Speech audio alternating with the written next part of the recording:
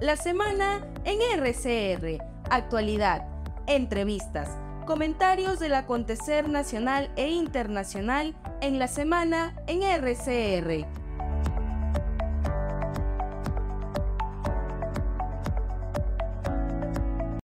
Momento de darle la bienvenida al doctor Herbert Cuba García, médico especialista en salud pública, comentarista de opinión en el portal de Opinión El Montonero. Qué gusto saludarlo, doctor Herbert Cuba, muy amable. Muy buenos días y un saludo a través suyo a todo el país. Antes de comentar sobre un tema de mucho interés que se ha escrito estas semanas sobre la compra de medicamentos y prácticas colusorias por lo bajo, ¿no? Presuntas irregularidades en compras por un monto de 6.000 millones de soles.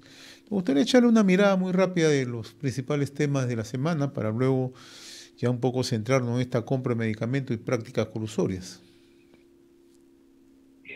La semana ha sido sumamente rica en temas políticos.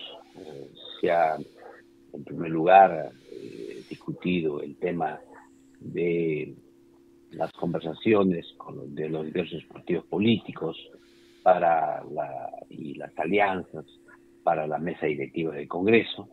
Esto ha sido bastante notorio debido a que el llamado bloque democrático desea mantener la mesa, y en ese sentido la labor que cumplen partidos como Alianza para el Progreso y Fuerza Popular son determinantes en esta etapa, porque ahora le correspondería en la rotación de presidencias que han tenido en ese bloque a Fuerza Popular presidir la mesa directiva del Congreso.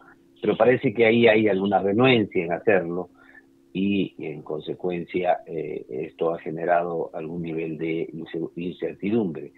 En todo caso, el próximo viernes sabremos quién es electo presidente de la mesa. El jueves 25 se va a saber quiénes son los candidatos, y esperemos que no haya sobresaltos en esta sucesión en la mesa directiva del Congreso. El segundo aspecto tiene relación con la exoneración de una denuncia que tenía la Presidenta de la República con relación a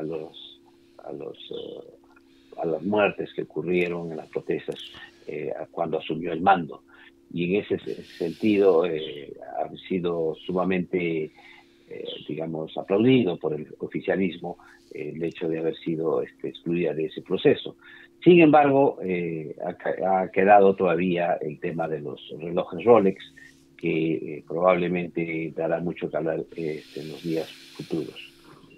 Y por otro lado, se ha visto también la aprobación de un nuevo crédito suplementario, ¿no?, con la finalidad de inyectarle a los sectores un poquito más de 3.000 millones de soles para poder agilizar las economías, sobre todo en las regiones.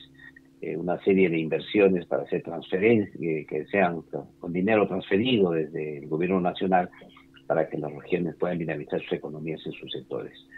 Por otro lado, ha habido también una movilización en conmemoración a los paros de la década del 70, el año 79, el paro del 19 de julio, que ha sido el día de ayer, que de alguna manera ha generado algún nivel de caos en el transporte en el centro de Lima, pero que ha sido más que una protesta, una conmemoración a ese aniversario. Y por último, creo que estos llamados que se han hecho a la insurgencia, que debería darse en este 19 de julio o en estas fiestas patrias, hasta la fecha no se ha observado algún nivel mayor de protesta en el nivel del país contra lo que se pensaba, ¿no? Porque se decía que esta es una protesta política, que tiene que ver con el gobierno, no es una reivindicación económica, pero sin embargo eso, como se ve, no ha calado demasiado. Y también en este sentido ha tenido que ver algunas protestas que han habido en las zonas mineras, que de alguna manera, si bien es cierto, aún han sido raras, pero se nota que hay un intento de poder incrementar estas protestas, no solamente por el tema de Tía María, con el bloqueo de la carretera de la Costanera por unas horas, o también se anuncia algo para las Bambas.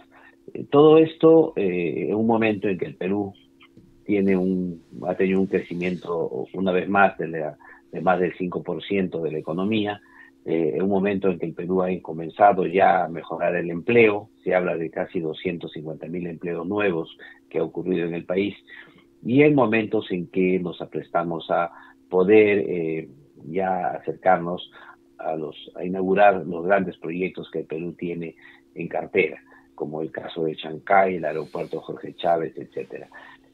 Y también hay que señalar que ha habido tres motores de este desarrollo. Uno de ellos la minería, sigue siendo la minería, la agroexportación y la pesca. Y creo que esos tres temas van a ser ahora discutidos, conversados, porque es obvio que si esto ahí no va bien, habría que incentivar ese crecimiento por parte del Congreso de la República. Ahora, doctor Cuba, yo quería detenerme un poco lo que lo comentaba al inicio de esta secuencia. Usted ha escrito sobre la compra de medicamentos y prácticas colusorias, ¿no? Y además ya se habla de presuntas irregularidades en compras por un monto de 6.000 millones de soles, ¿no? ¿Por qué se ha llegado a esta situación? ¿Cuál es el tema de fondo? Me gustaría que le explique a la opinión pública, ¿no? Porque no es poca cosa en realidad. Y la manera además como se habría estado actuando. En primer lugar hay que señalar que la industria farmacéutica en el mundo es una industria muy poderosa. Se dice que es la segunda industria más poderosa después de la industria de guerra, de las armas. En segundo lugar, hay que señalar que el Perú no es un mercado muy grande para medicamentos.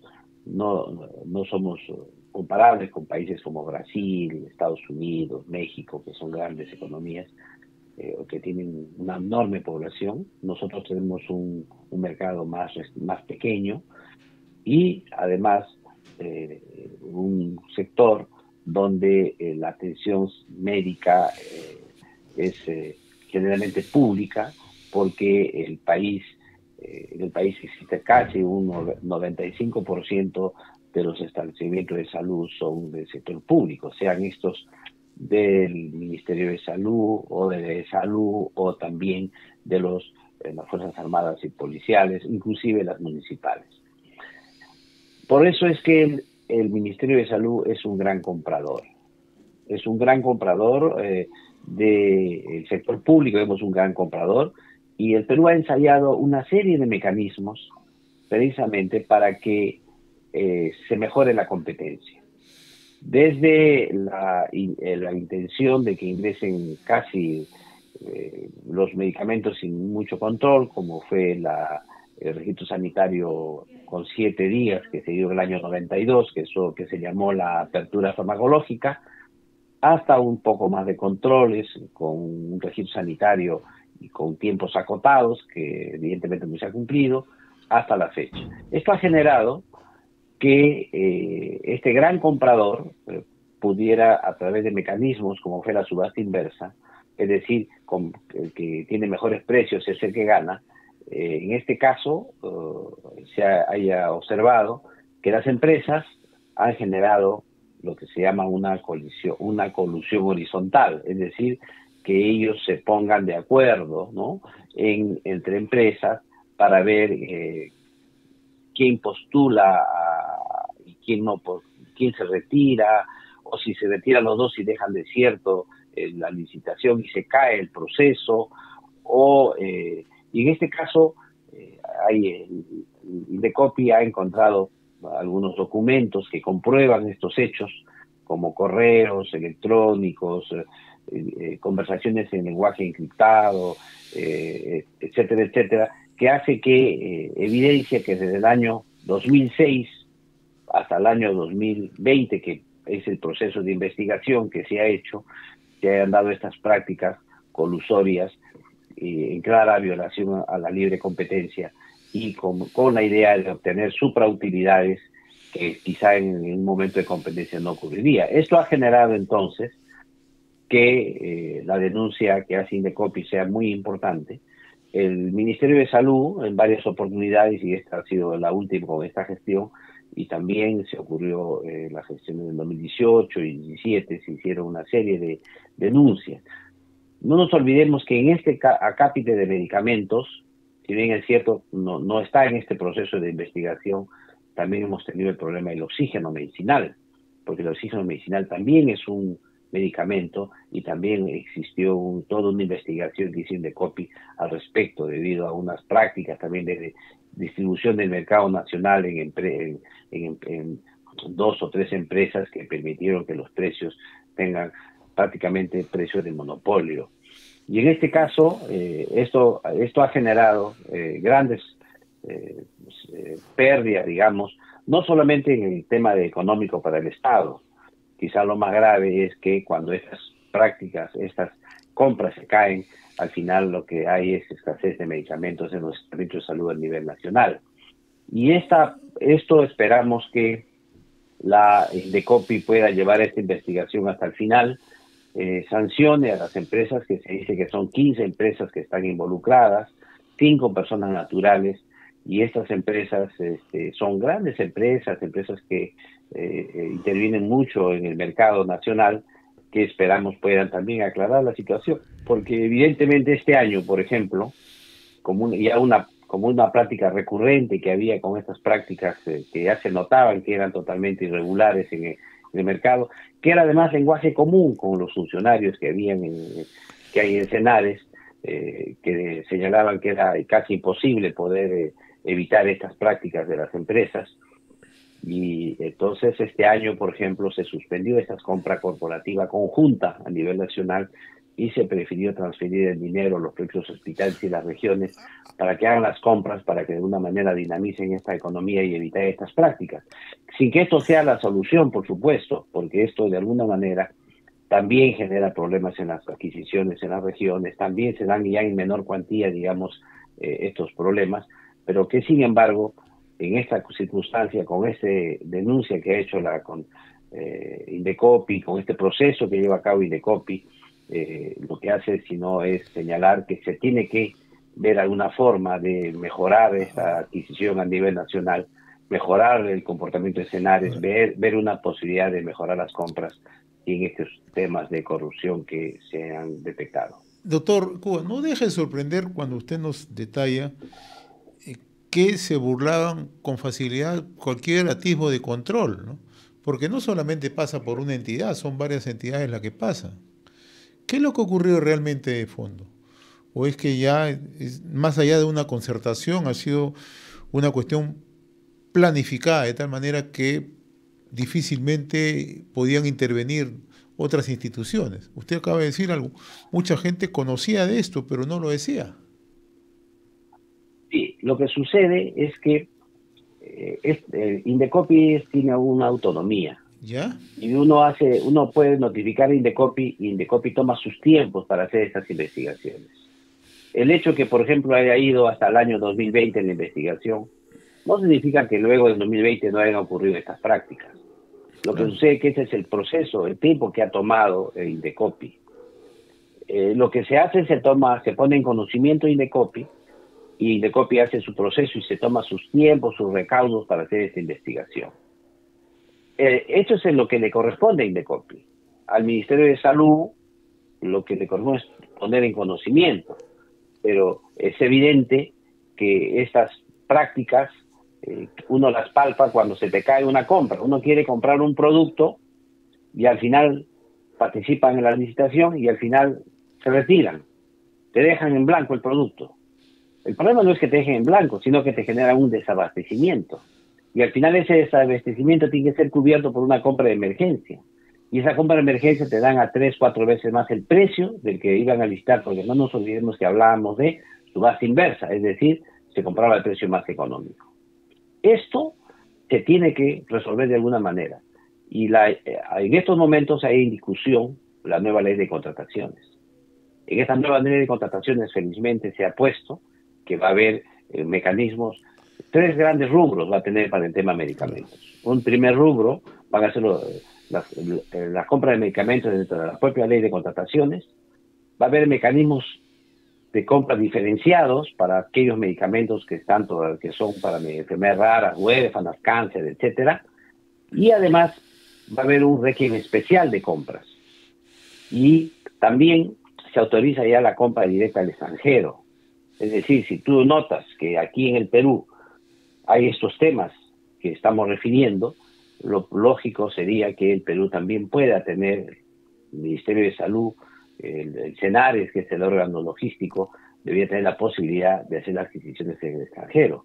Lo importante es que no haya desabastecimiento para los pacientes. Y en segundo lugar, que no se afecte el erario nacional. Es decir, tengamos medicamentos seguros, eficaces y baratos.